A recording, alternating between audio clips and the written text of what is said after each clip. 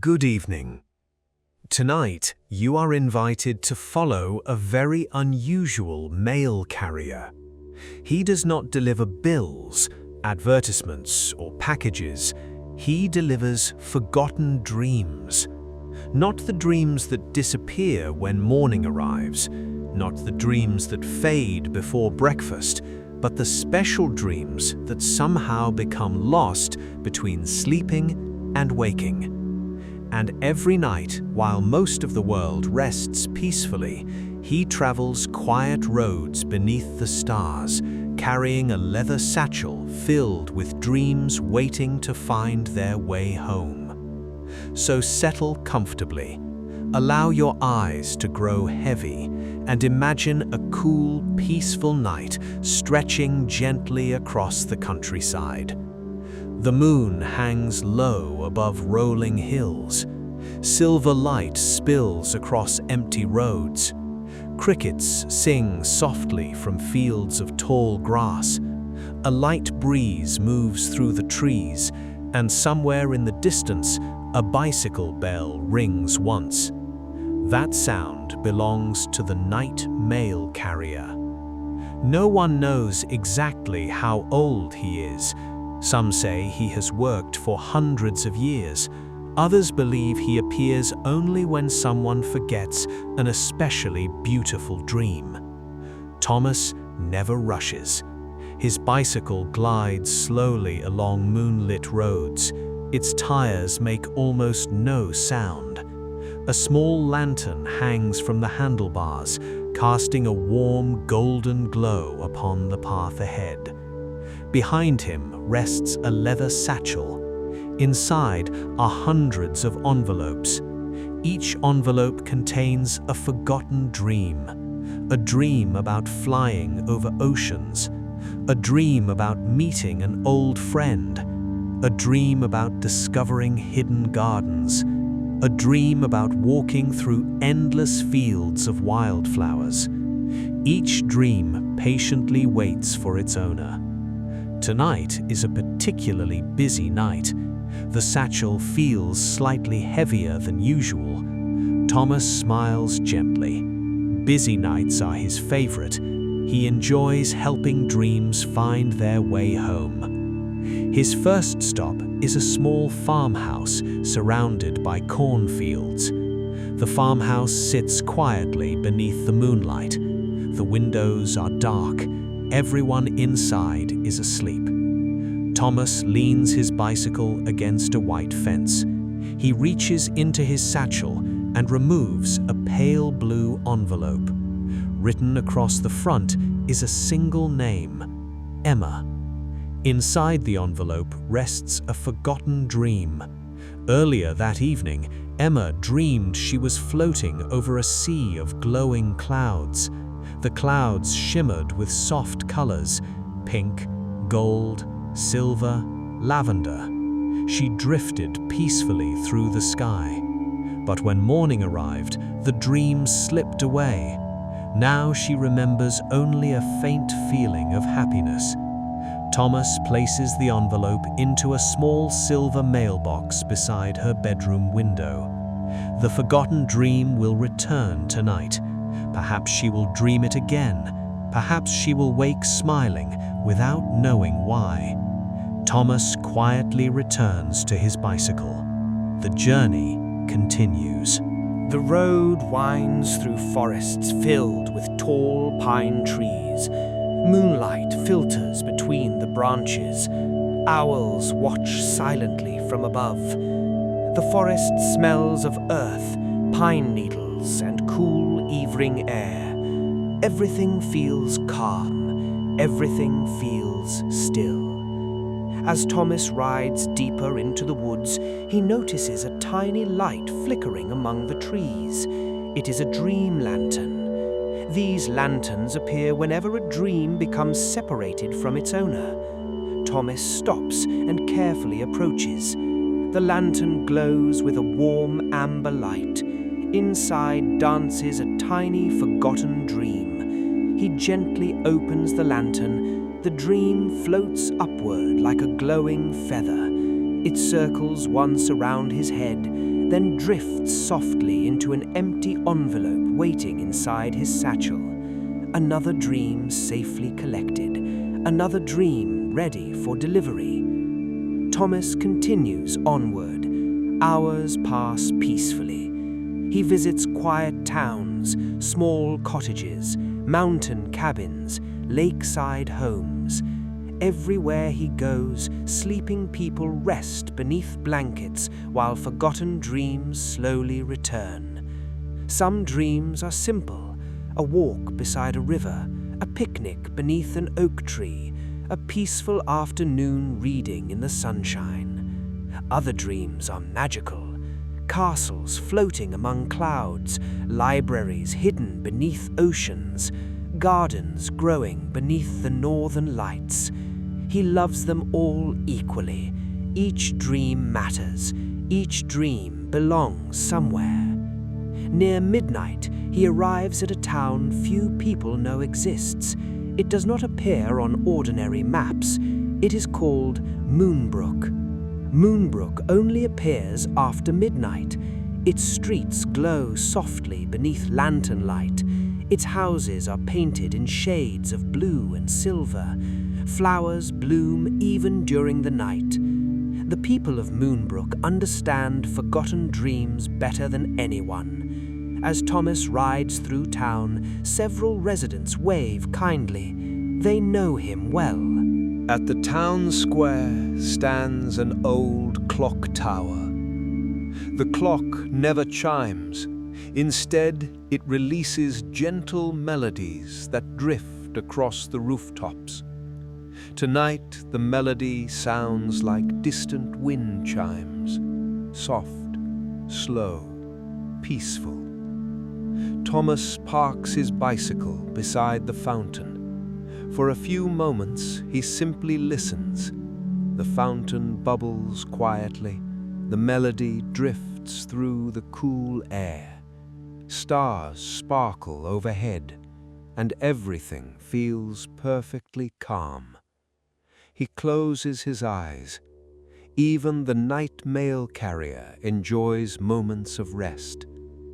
Eventually, he opens his eyes once more. There are still dreams waiting to be delivered. And so he continues, street after street, house after house, dream after dream. The night grows deeper. The roads become quieter. The stars seem brighter, and little by little the satchel becomes lighter, until finally only one envelope remains, one final forgotten dream. Thomas rides toward a small house standing alone upon a hill. The house overlooks miles of peaceful countryside. A single porch light glows warmly. Inside sleeps a young child. The envelope contains a simple dream, a dream of sitting beneath a giant tree while listening to birds sing on a warm spring morning. Nothing extraordinary, nothing magical, just peace, just comfort, just happiness. Thomas smiles. Sometimes the simplest dreams are the most valuable. He places the envelope gently into the mailbox. His work is complete. The satchel is now empty. The stars begin to fade. Far away, the first hint of dawn appears along the horizon. Thomas climbs onto his bicycle. The lantern glows softly. The wheels begin turning. And he follows a quiet road, disappearing into the morning mist. Soon he will rest. Soon the world will awaken. And tonight, when darkness returns once more, new forgotten dreams will be waiting. But for now, the roads are peaceful. The fields are quiet. The sky is growing brighter. And somewhere nearby, countless dreamers sleep comfortably, their lost dreams finally returned. As the night mail carrier disappears into the distance, the gentle sound of bicycle wheels grows softer and softer and softer, until only silence remains. And with that peaceful silence, you can rest, you can drift, you can sleep. Good night. The Valley of Unopened Dreams. Good evening once again. The night has returned, the stars have awakened, and somewhere beneath the silver glow of the moon, Thomas, the night mail carrier, prepares for another journey. The world is quiet. Most windows are dark. Most roads are empty. Most people have already drifted into peaceful sleep. But tonight is different. Tonight, Thomas has received a special assignment, one that arrives only once every few years. It began shortly after sunset. As Thomas organized envelopes inside the dream post office, a soft knock echoed through the building. The dream post office was hidden far beyond ordinary maps. It stood at the end of a winding road lined with glowing maple trees. The building itself looked small from the outside, but inside, endless shelves stretched upward toward a ceiling painted with stars. Millions of envelopes rested there, each containing dreams waiting to be delivered. When the knock came, Thomas looked toward the door. Standing outside was a messenger owl. The owl carried a golden envelope tied with a silver ribbon. Thomas accepted it carefully. Golden envelopes were extremely rare. In fact, he had seen only 3 during his entire career. He slowly opened the letter. Inside was a simple message. A forgotten valley has been discovered. Many dreams remain unopened. Assistance required before dawn. There was no signature. There never was. Such messages came directly from the keepers of sleep. Thomas folded the letter and placed it inside his coat pocket. Then he quietly prepared his bicycle. The journey ahead would be long, very long. A few minutes later, he was already traveling beneath the moonlit sky. His lantern glowed warmly. The familiar roads slowly disappeared behind him. Tonight, he would travel beyond his normal delivery route, very beyond. Hours passed peacefully. The countryside became wilder. The forests grew older. The hills became taller. The stars seemed brighter than ever. Finally, just after midnight, Thomas reached a narrow stone bridge. The bridge crossed a river that shimmered like liquid silver. This was the boundary. Beyond it lay places rarely visited, places that existed between dreams and memory. Thomas crossed slowly. The wooden wheels of his bicycle made soft sounds against the stone. On the other side, the landscape changed immediately. The air felt lighter. The night seemed quieter. Even the moon appeared larger. Ahead stood a winding path disappearing into mist. Thomas followed it. The mist curled gently around the wheels of his bicycle. Everything felt calm. Everything felt peaceful. Eventually, the path opened into a vast valley, and Thomas stopped. The sight before him was extraordinary. The entire valley glowed softly beneath the moonlight. Thousands upon thousands of envelopes floated gently through the air. White envelopes, blue envelopes, golden envelopes, silver envelopes. They drifted slowly like leaves carried by an invisible breeze. Some floated near the ground, others hovered high above the hills. The valley was beautiful, but also sad, because these were unopened dreams, dreams that somehow became lost before reaching their dreamers, dreams waiting patiently, dreams forgotten. Thomas removed his cap. For a moment, he simply stood quietly, listening. The valley was nearly silent. Only the faint rustle of floating envelopes could be heard, like distant leaves moving through a forest. Then he noticed something. Near the center of the valley stood a small house. Its windows glowed with warm, golden light. A trail of floating envelopes drifted towards it. Thomas climbed onto his bicycle and headed in that direction. As he approached, he saw an elderly woman sitting peacefully on the front porch. She rocked slowly in a wooden chair. A cup of tea rested beside her. She seemed neither surprised nor concerned by his arrival. Instead, she smiled warmly. "Good evening, Thomas," she said. Thomas smiled. "Good evening." The woman gestured towards the valley. "They've been waiting." Thomas looked out across the floating envelopes. "How long?" The woman considered the question. "Perhaps 50 years." Thomas blinked. 50 years. That was a very long time for dreams to remain undelivered. The woman nodded gently. "Sometimes dreams become hidden beneath old worries.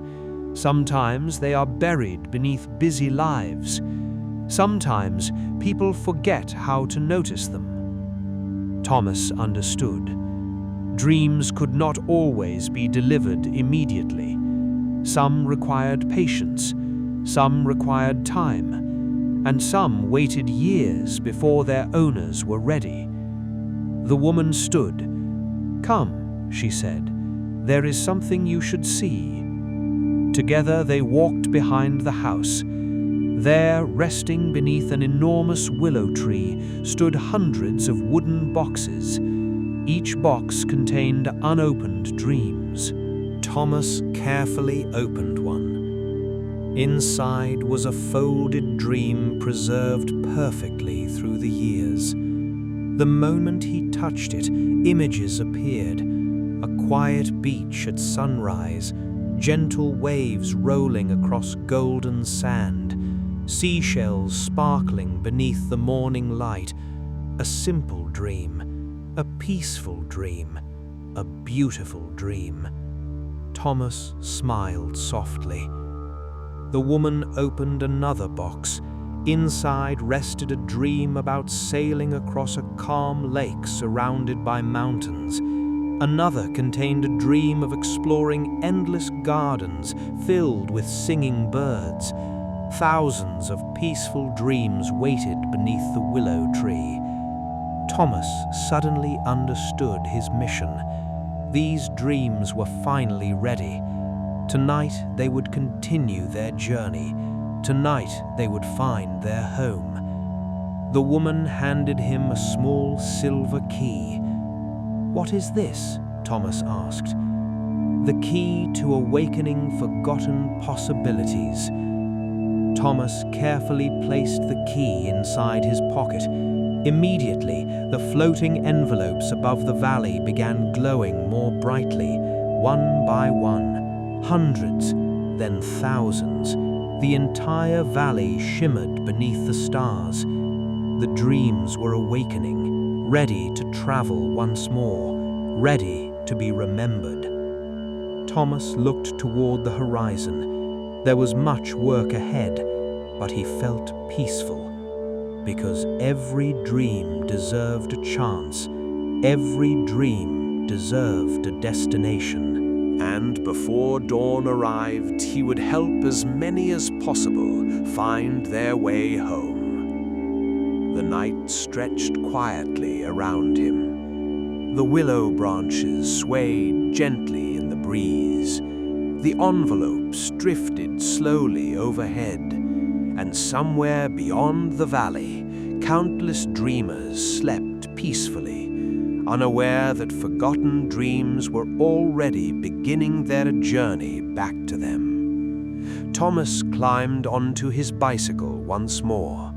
The lantern glowed, the wheels turned, and beneath a sky filled with stars and floating dreams, he continued into the gentle night. Slowly, quietly, peacefully, as the valley faded behind him and the road stretched endlessly ahead, the night became softer and softer and softer until it felt almost like a dream itself. The Clockmaker who repairs broken dreams. Good evening. The night is calm once more. A cool breeze drifts across quiet hills. Stars shine softly above sleeping towns, and far along a winding road lit by moonlight, Thomas continues his journey. Behind him, the valley of unopened dreams has disappeared into the mist. Ahead lies another destination, a place known by very few, a place where broken dreams are gently repaired. As Thomas pedals through the silence, he reaches into his pocket.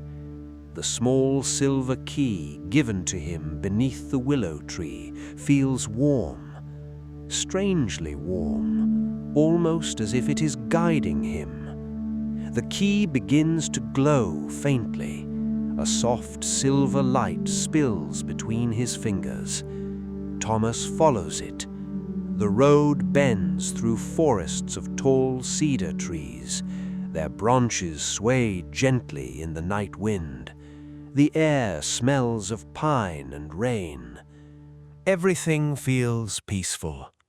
Hours pass. The moon climbs higher. Then, just beyond a hill, Thomas notices something unusual. A clock tower, standing alone, far from any town, far from any road marked on a map. Its face glows softly against the darkness. Tick, tock, tick, tock. The sound drifts across the valley, slow, steady, comforting. Thomas smiles. He has arrived. This is the workshop of broken dreams. The clock tower is ancient. Its stone walls are covered in ivy. Tiny lanterns glow in every window. The giant clock face above shows neither hours nor minutes. Instead, it measures something else. Dream time, the time dreams need to heal. Thomas parks his bicycle beside the entrance. As soon as he steps onto the stone path, the heavy wooden door slowly opens. Warm, golden light spills outside. Inside, thousands of clocks tick softly together. Large clocks, small clocks, grandfather clocks, pocket watches. Clockwork mechanisms hang from the ceiling like shining stars. The entire workshop hums with gentle rhythm. And at the center of it all sits an old man, the Clockmaker. He wears a long navy coat dusted with silver threads. Tiny spectacles rest on the tip of his nose. His white beard reaches nearly to his waist, yet his eyes sparkle with youthful kindness. The Clockmaker looks up and smiles.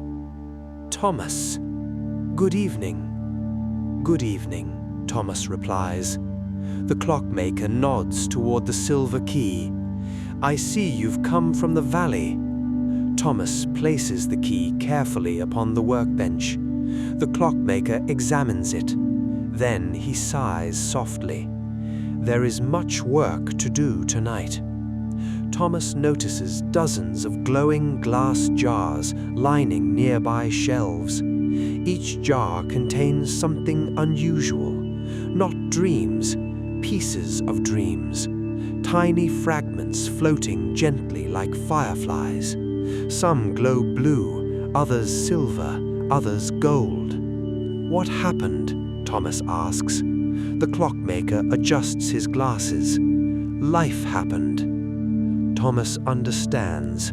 Sometimes dreams break, not because people stop believing, not because they lose hope, but because life becomes busy.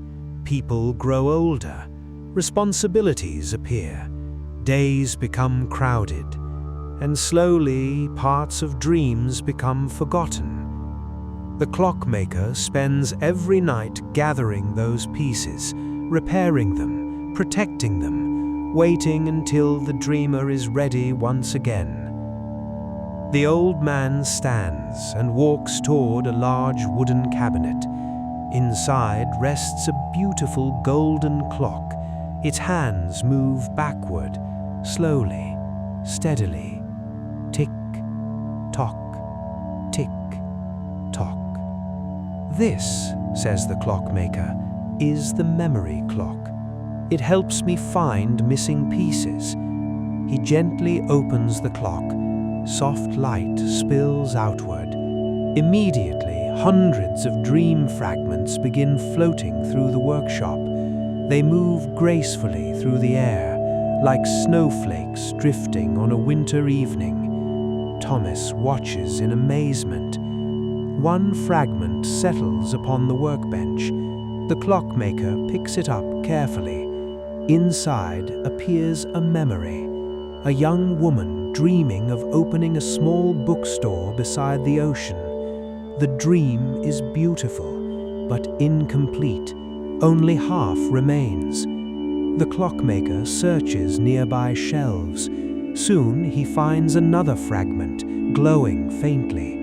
When the two pieces touch, they join together instantly. The dream becomes whole. The tiny image brightens. The bookstore appears once more. Books fill the shelves. Seagulls circle outside. Sunlight dances across wooden floors. Perfect. Repaired. Ready to return. The clockmaker places the restored dream in a silver envelope. Thomas smiles. One dream saved. Thousands remain. For hours they work together. The clockmaker repairs.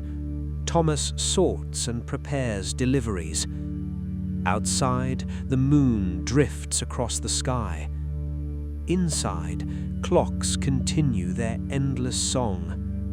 Tick, tock, tick, tock. The rhythm becomes almost hypnotic, comforting, peaceful, like a lullaby. Near dawn, the final dream is repaired. A small dream, simple and gentle. A dream about sitting beside a quiet lake while watching the sunset. Nothing extraordinary, yet somehow beautiful. The clockmaker seals the envelope, then hands it to Thomas. Sometimes, he says softly, the smallest dreams bring the greatest peace. Thomas nods. He has learnt this many times. Not every dream involves adventure. Not every dream changes the world. Some simply offer comfort. And comfort is precious. Outside, the eastern horizon begins to brighten. Morning is approaching. The clockmaker walks Thomas to the door. The workshop glows warmly behind them. Thousands of clocks continue ticking peacefully. Before leaving, Thomas looks back. "Will I see you again?" The old man smiles. Whenever a dream needs mending, Thomas climbs onto his bicycle. His satchel is now filled with repaired dreams, ready for delivery, ready to return home. The lantern glows softly, the wheels begin turning, and as dawn slowly awakens the world, the night mail carrier rides onward, past silent forests, past sleeping farms, past mist-covered rivers, carrying hope, carrying comfort, carrying dreams made whole once more. The clock tower slowly disappears behind him. Its gentle ticking fades into the distance, softer and softer and softer, until only silence remains. And beneath that silence, the stars slowly dim, the sky grows pale, and another peaceful night comes to an end. Good night, sleep well, and perhaps tonight one of your own forgotten dreams will find its way home. Good evening. Tonight, the stars seem especially bright. The moon hangs low above the world, casting silver reflections across rivers, rooftops, and quiet country roads. Most people are asleep now. Their homes rest peacefully beneath the night sky. Curtains stir gently in open windows. Trees whisper softly in the breeze. And somewhere far beyond the places found on ordinary maps, Thomas continues his journey. The repaired dreams from the Clockmaker's workshop have all been delivered. The satchel at his side is nearly empty once again. Yet the silver key still rests in his pocket. And tonight it has begun to glow. Not brightly, just enough to illuminate the darkness with a faint moon-colored light. Thomas has learned to trust the key. It always leads somewhere important, somewhere dreams are needed, and so he follows. The road winds through valleys blanketed in mist, past silent orchards where apple trees stand beneath the stars, past meadows covered in dew. Eventually, the road narrows, then narrows further, until it becomes little more than a trail. At last, Thomas arrives at a lake. It is unlike any lake he has ever seen. The surface is perfectly still, not a ripple disturbs the water. The moon's reflection shines so clearly that it seems another sky exists beneath the surface. Thousands of stars sparkle both above and below. For a moment, it becomes impossible to tell where the sky ends and the lake begins. Thomas steps closer. The silver key grows warmer, then warmer still. Suddenly, the water begins to glow. Soft rings of light spread across the lake. One circle, then another, and another. At the center of the lake, something slowly rises from beneath the surface. Stone arches, silver columns, rows of glowing windows. An entire building emerges silently from the water. Ancient, beautiful, magnificent. The Library Beneath the Moonlake. Thomas has heard stories about this place. Few have ever visited. Even fewer remember the journey afterward. The library appears only when the world is deeply asleep, only when silence covers the land, and only when it wishes to be found. A bridge of moonlight stretches from the shore to the entrance. Thomas carefully crosses. Each step feels lighter than the last. The doors open before he reaches them. Inside, warm golden light fills the enormous halls. Shelves stretch endlessly in every direction, higher than trees, higher than towers, higher than clouds. Millions of books rest quietly upon them. But these are not ordinary books. These are dream books. Every dream that has ever existed, every dream currently being dreamed, every dream waiting to be dreamed, all preserved here, all protected. The air smells faintly of old paper, lavender, and rain. Everything is peaceful. Everything is still. Thomas walks deeper into the library. Soft footsteps echo across polished marble floors. Soon he notices someone waiting nearby, a librarian. She wears robes the color of midnight. Silver stars are embroidered along the sleeves. Her long hair shines like moonlight, and her eyes hold the calm wisdom of countless years. She smiles warmly. "Welcome back, Thomas." Thomas returns the smile. "It has been a long time." The librarian nods. Dreams have been changing. Together they walk through the aisles. The shelves seem endless. Books glow softly from within. Some are blue, some gold, some silver. Some shimmer with colors impossible to name. "What are these?" Thomas asks. The librarian removes a small silver book. "Unfinished Dreams." She opens it carefully. Inside appears the image of a young boy building a treehouse beside a river. The dream is beautiful, yet incomplete. The pages beyond are blank. He never finished imagining it, so the dream waits here. Thomas turns another page. A bridge appears, a garden, a wooden swing. The dream seems ready to continue, waiting patiently, waiting for the dreamer. Further along, they discover another section. This one contains books that glow golden white. The librarian touches one gently. These are dreams nobody has dreamed yet. Thomas looks surprised. Dreams waiting to exist? She nods. Every future dream begins here. Thomas carefully opens a book. Inside he sees a quiet village floating among clouds. Children flying kites made of starlight. Gardens blooming in the sky. The dream feels peaceful, comforting, almost familiar.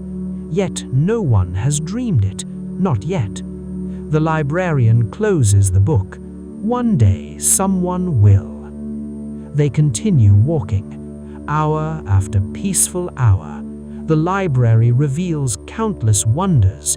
Dreams of oceans, dreams of mountains, dreams of quiet forests, dreams of endless train journeys beneath star-filled skies.